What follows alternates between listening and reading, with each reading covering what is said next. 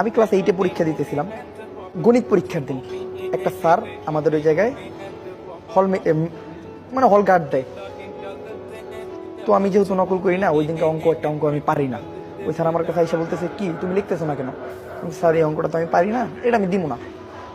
স্যারই আমার বললো কি যে এইভাবে এইভাবে লেখো। উনি আমার হেল্প করলো, যাক উনি আমার হেল্প করলো। আর স্যারটা হলো হুজুর মানুষ, ওনারা দেখে আমার এতই ভালো লাগছে, মানে বলার মনে ধরে গেছে।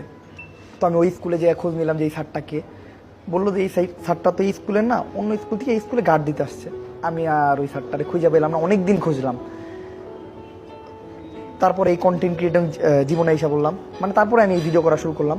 3-4 বছর কেটে গেল। হঠাৎ একদিন আমার ফোনে একজনের ফোন আসা শুরু করে যে, ওমর ভাই আমি আপনার লগে দেখা করতে চাই। ওমর ভাই আমার খুব ভালো লাগে আপনার, মানে আপনার আমার খুব ভালো লাগে।